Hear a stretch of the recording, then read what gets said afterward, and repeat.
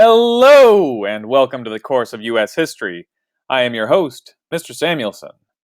Last time we looked at the settling of the Middle Colonies, in particular, the English takeover of the New Netherlands and the formation of New York, New Jersey, Pennsylvania, and Delaware as English colonies. Today we're going to be moving south to be looking at the successful expansion of Virginia, and then the creation of the Carolinas, Georgia, and Maryland. So let's get to it. Let's start with the success of Virginia. You'll remember from a few lessons ago that they had a rocky start, but by 1630, Virginia tobacco farmers were making huge profits. A lot of money was rolling in. Tobacco farming was very successful in Virginia.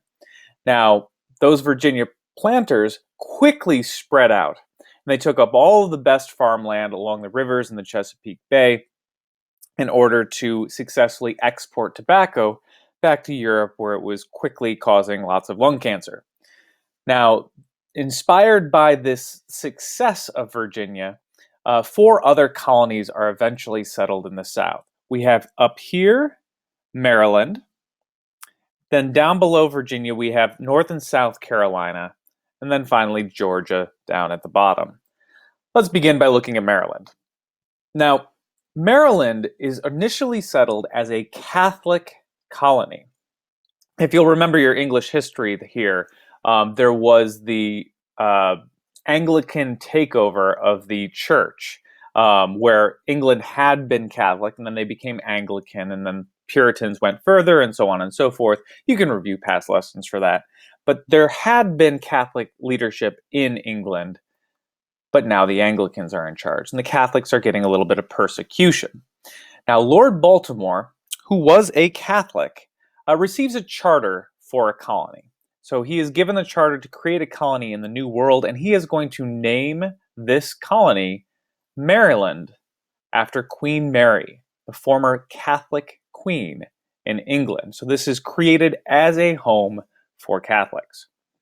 Now, Lord Baltimore will initially encourage a lot of settlement by having very low taxation and encouraging people with large families to come over by giving additional land for every child that a family had. So large Catholic families were encouraged to come to Maryland so that they could have large farms and be very economically prosperous, to become wealthy in Maryland. Now, this settlement of the land is not just popular amongst Catholics, but Anglicans like Maryland as well, particularly as that Virginia farmland was taken up. So as Anglican settlement increased, he wanted to make sure that Maryland did not run into the same trouble that England had had with Anglican persecution of Catholics. So he issued the Toleration Act, a law in Maryland which ensured free religion to all Christians. So if you were a Christian, you could practice your religion without any persecution, anybody giving any problems about it, so long as you were Christian. This is not the same free religion that Pennsylvania and Rhode Island had. This is just for Christians. However, it is a bit better than you see in some other places. Now, the Carolinas, just to the south of Virginia, came into existence in 1663. King Charles II grants land to 8 nobles. This is men who had supported him during those civil wars, similar to what William Penn got with Pennsylvania. And they in turn named their colony a kind of Latinized version of Charles. They name it Carolina, so they name it right after this king that gave them that land. Now, the northern part of the Carolinas, right here, is right up against the Virginia colony. And as Virginia farmers are running out of land and they want to expand, they're moving south into North Carolina. The southern part is not settled as much by Virginians as it is by new settlers coming in from England itself. So you wind up having the northern part of the Carolina colony. This was all one colony at this point. The northern part settled by Virginians, the southern part settled predominantly by Englishmen. And eventually, these cultural differences as well as differences in the climate and the economies, lead the two colonies to separate and to create two separate ones, North Carolina and South Carolina. Georgia is going to be the last place that we look at today. The colony of Georgia is founded by James Oglethorpe. I love that name, James Oglethorpe, in 1732. It's going to be created as a colony that will be a home for people who are debtors. Back at this time, people who are in debt and they cannot pay their debts, that is, they owe a whole lot of money to somebody and they're unable to make these payments, they might go to prison for this, debtor's prison. And they're in prison until their families can pay off that debt. Well, sometimes the families just can't pay that debt. And these people wind up in prison for a long time.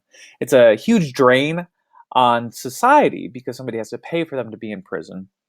And it was horrible for these people to go through this experience. So Oglethorpe meets with King George II and creates this idea for a colony.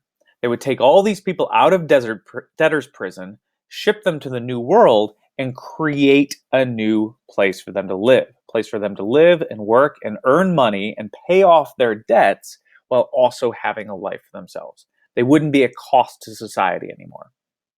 King George especially liked this idea because they had had a number of raids from Native Americans and potentially from Spaniards as well, from Spanish Florida, because Florida was in the hands of Spain at this time. This would create a buffer between the Native Americans and the Spanish and the wealthy plantations of the Carolinas. And with that buffer, well, the poor debtors, they'd get attacked first. They'd get raided first. And the wealthy people up in the Carolinas, well, they wouldn't have to worry about that now, would they? So a little bit of classism there, a little buffer colony, protect the rich by throwing the poor into harm's way. But in the long run, it was kind of beneficial too for these debtors because they didn't have to sit in prison back in England. So those are the southern colonies. Next time we will be shifting gears, and instead of looking at settlement, we're going to begin to look at the specific cultures of the different colonial areas. So our first dive into that will be New England. That is coming up next time. Thank you very much for joining me for the course of U.S. history, and farewell.